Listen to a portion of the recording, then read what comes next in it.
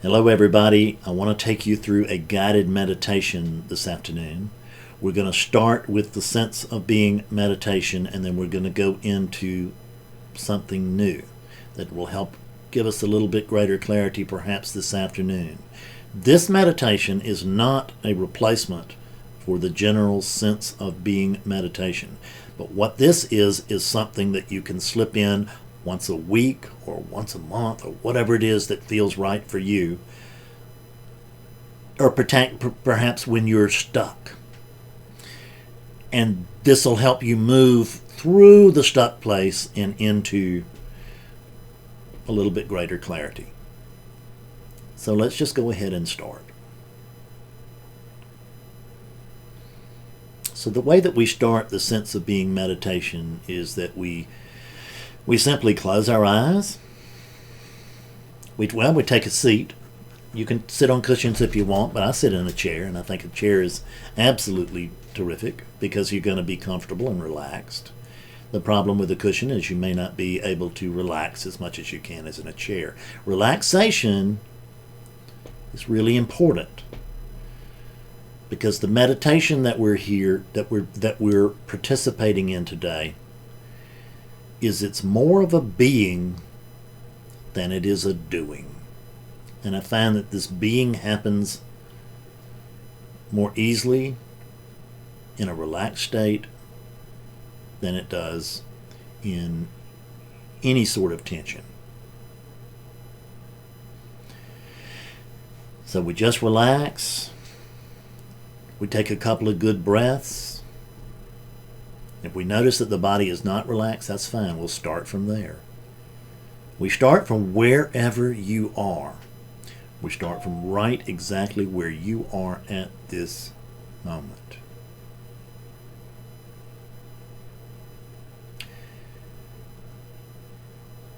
Right this moment, you know that you're alive. It's self-confirming.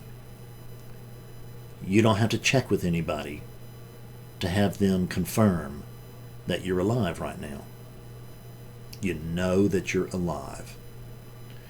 With your eyes open, you know you're alive. With your eyes closed, you know that you're alive. It's not actually a sense-driven knowing. If I took your body and I put it into a sensory deprivation tank, you would still know that you are alive. Take away all your senses, that knowing is still going to be there. I know I'm alive. I'm not sensing anything, but I know I'm alive. So it's this knowing that we're after. It's a stripped away thing. It's just because when we know that we're alive, but how is it that we know we're alive? There's the perplexing thing. Knowing we're alive, self-evident. How do we know we're alive? We don't know. You check yourself. But I've checked many times, and I look for, how is it that I know that I'm alive? I don't know. I just know. I just know that I'm alive. This I know that I'm alive because there's a sense of being here. Isn't that right? And thus I call this knowing the sense of being. Nothing particularly mystical about it, nothing particularly anti-mystical about it either. Just knowing that there's a sense of being here. And this sense of being here is here, whether I'm noticing it or not. And for this sense of being, there is an energy component to it. So what we're going to do and talk today is we're not going to be non-dually correct. I'm going to speak as if there's an individual over there, and I'm going to speak as if you have a body. And we're going to treat Maya, we're going to treat illusion as if it's real, because what I found out is that this is the most effective way to deal with Maya. Just trying to write Maya off that, well, there's nothing here, there's no one here, there's nothing we can do. All of this, that may be true on some level, but it's not effective. It's not very helpful. So what I want you to notice is that this sense of being has an energy component, or you could say it is an energy component. Or an energy stream. I want you to notice inside your body. you can feel that you're alive inside your body. So your senses, your senses are all about what's outside your body. But within a sensory deprivation tank right now, you'd still know that you were alive. And one of the reasons that you would know that you're alive is you could feel the simple energy. So this sense of being is coursing through the body, and it's taking the form of a very subtle energy. For those of you who know something about the Kundalini, this is not unrelated to that. Neither is it that. Just this subtle energy coursing through the body. We just want to notice it.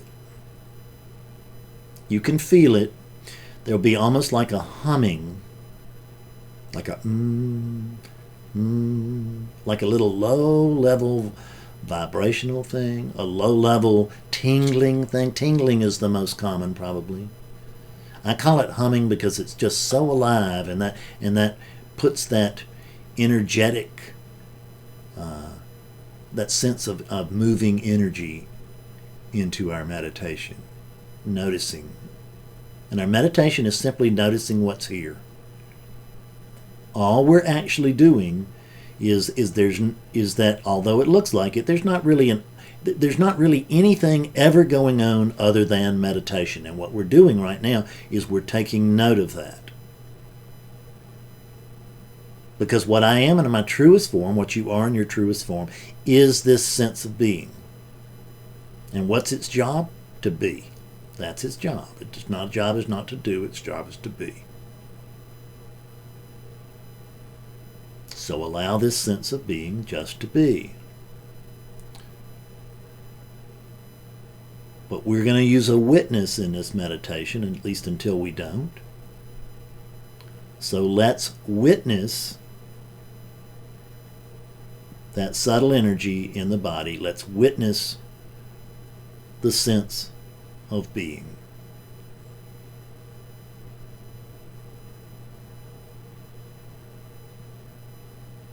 So now what I'd like for you to do is, if you're feeling this sense of being through the body, just that tingling, it may be profound for you, it is for me anymore, but it may also be very, very subtle. But if you be still, be quiet, you really, I don't think you'll miss it.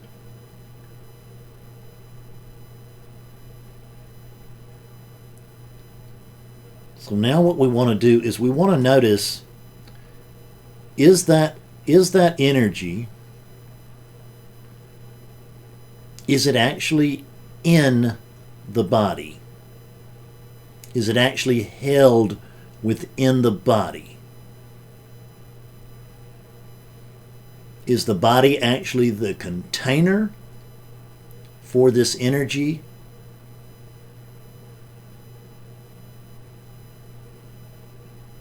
Or is this body actually contained by that energy?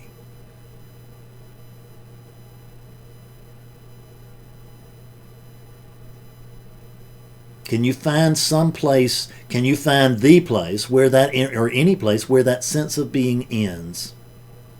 If you go out spatially, can you find any place where that sense of being stops? Can you find any place where the sense of being is not? No. So what we see is that the sense of being is not contained in the body. The body is actually contained within the sense of being, because the sense of being is limitless. We cannot find a boundary to it. So the sense of being is outside the body. The sense of being is inside the body. And the sense of being is the body. Because there's just this sense of being. Now there's a sense of, there may well be a sense of being Fred or Tom or Betsy or whoever, whatever your name is. There may be a sense of being you, the individual. But just notice that that sense of being you, the individual, is not the same thing as the sense of being. Notice that the sense of being you cannot occur in the absence of that bottom line sense of being.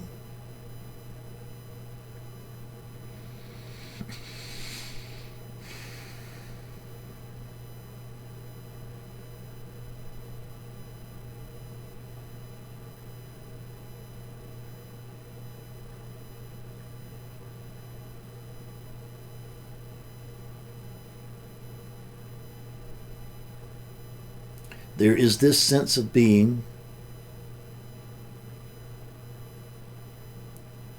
Can you think of an opposite to this sense of being? No, you can't think of an opposite. If you think of if you think it's death, just notice that the idea of death, number one, you can't visualize it. You can't think it up. There's just a and that even that would be a sense of the end of being you. But it wouldn't be the end of the sense of being.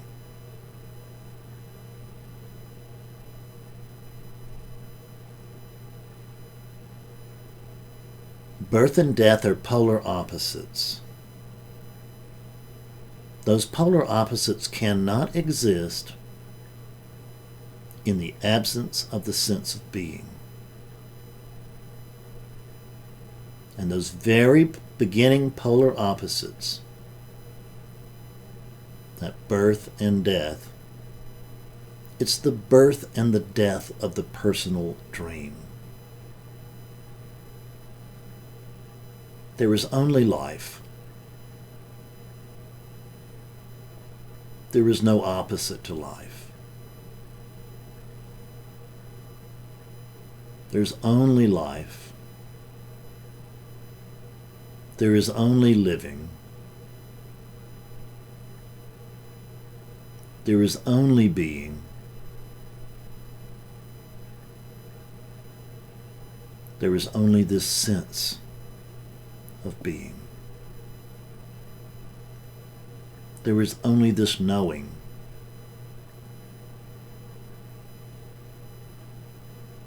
We can say that we are, but notice that you cannot say what you are.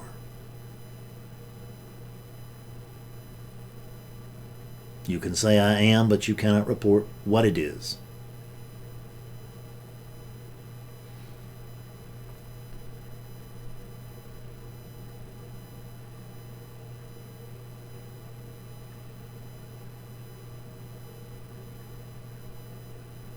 I want you to notice that right now,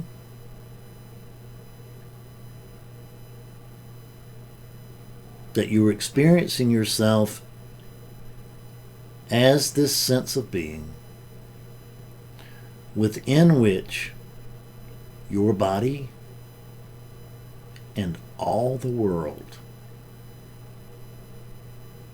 find root.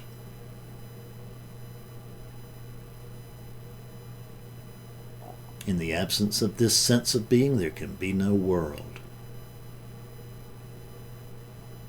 In the absence of the sense of being you, there can be no your world. So when the Fred unit dies, then the Fred world will of course die with it.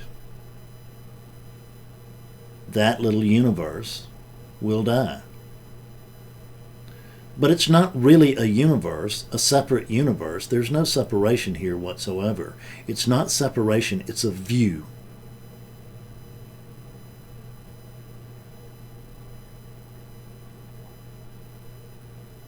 Perhaps you've heard of Indra's net. If not, let me share this with you. In Hindu mythology, Indra was the king of all of the gods, the most powerful being. And Indra had a net, very much like a fisherman's net.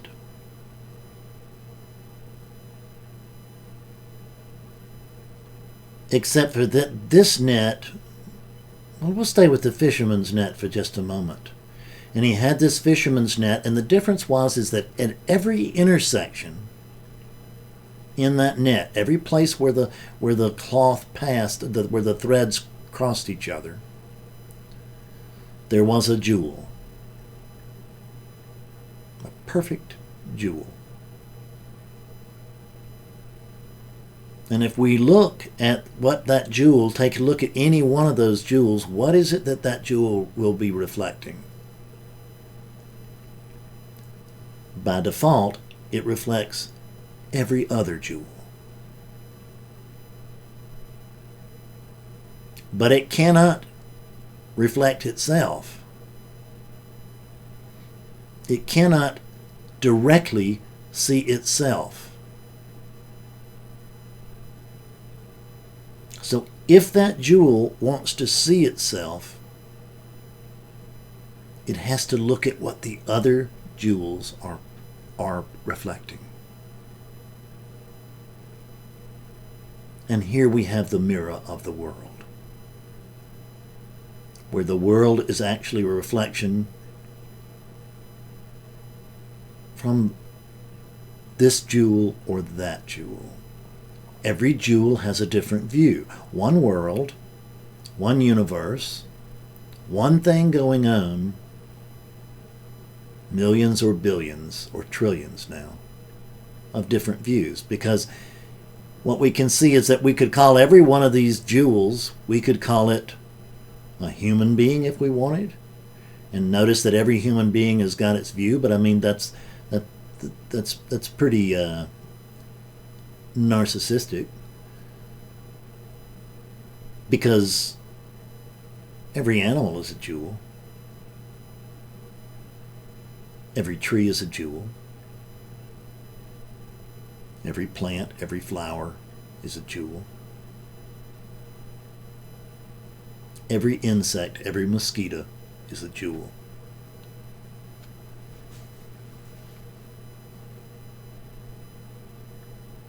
The thing that looks out of your eyes when you first wake up in the morning is exactly the same thing that is looking out of every being's eyes at that very same moment. There's one thing, it's looking at itself from trillions of different views simultaneously. And it is the absence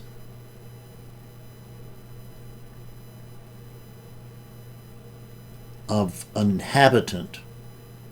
There's just the jewel. There's not an inhabitant of the jewel. It is the absence of an inhabitant of the jewel that allows for the space that has the capacity to reflect everything else. The absence of every jewel, or of an inhabitant for every jewel, is the capacity for the being, for the presence of every other jewel.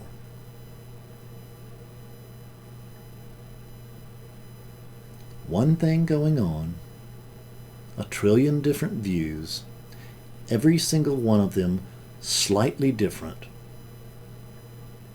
even though it's the same thing that's looking out of each eye or each jewel. And they look in different ways. You and I look visually. Trees move another way.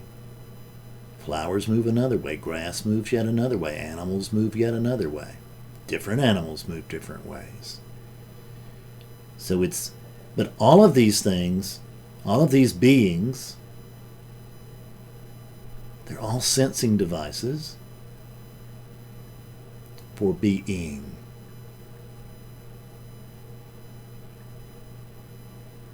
Let's notice that being is not actually a noun. Being is not an object. We tend to make being into a subtle object. Being is not a subtle object. Being is verb-like. Do you see this? All of these views being taken on simultaneously, that's not an object. That's a verb. And now drop the witness. Drop the witness that's been watching all of this.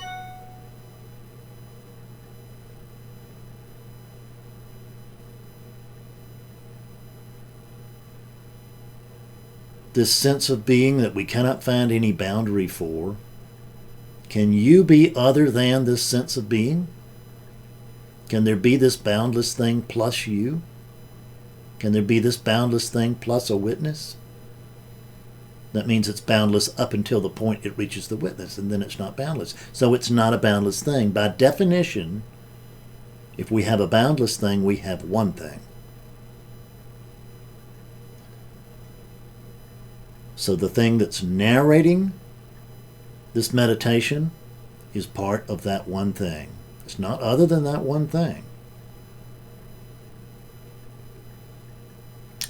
The thing that's listening, the unit that's listening to this meditation, is part of the very same thing.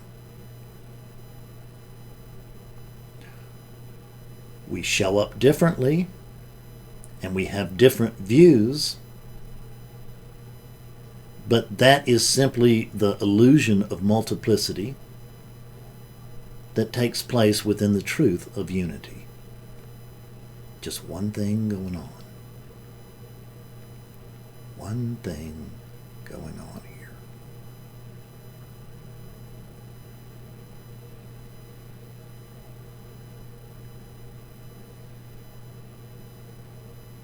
What is it that the sense of being actually knows? What is it that it knows? Does it know all of these trillions of worlds, these trillions of universes that every view is cooking up? No.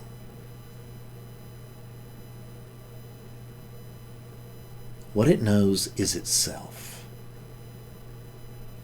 And it's seeing itself from all those different views, but it can't know anything but itself, because there's not anything but itself.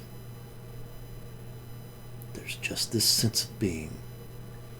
There's nothing outside of it, because there is no outside of it. When we say inside, outside, we're just using language.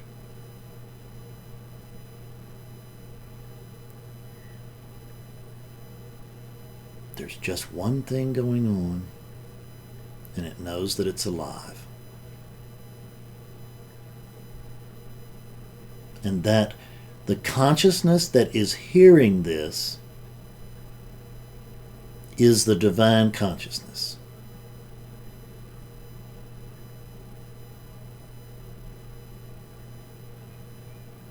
You've been looking for a special, other kind of consciousness. You've been looking as if there are multiple consciousnesses, and that your little plain, everyday, ordinary consciousness needs to find the real McCoy, the big consciousness, the one that they're talking about in all of the books. But there's just one consciousness.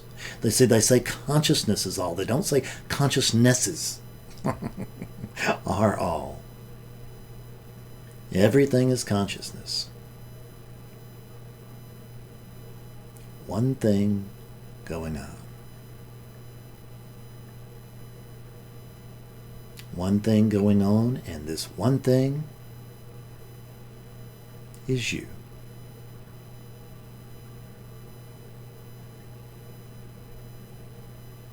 So let's just sit with the sense of being for a minute, and let's not think about the words that have been spoken here. Let's just let them drop down. Let's just let them seep in. Let's just sit here and allow this sense of being to sort of be a sponge for a minute, and just suck in what's been said here. We don't need to understand it.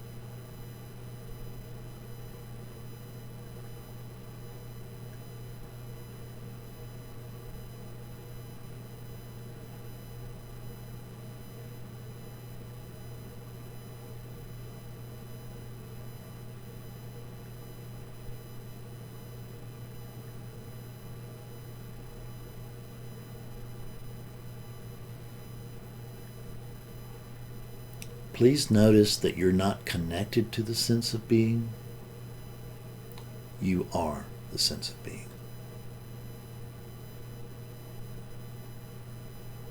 And because you are this sense of being, you can't experience yourself from afar. This is the trap.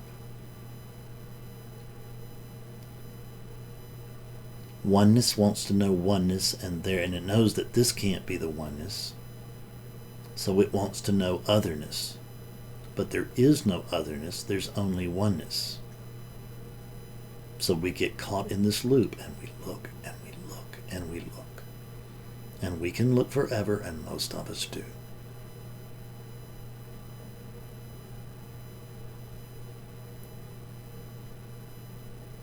This teaching is about the obvious. Let's leave the esoteric for those who are better equipped to handle it than we are. Let's go after the simple truth.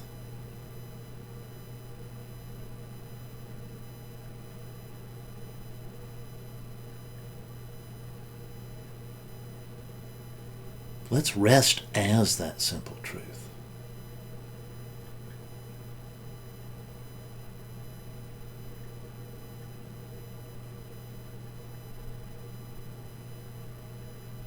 You are alive. You are life itself.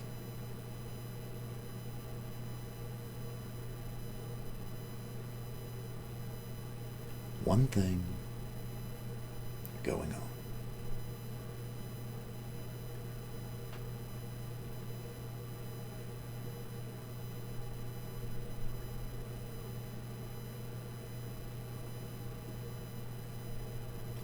I wish you well.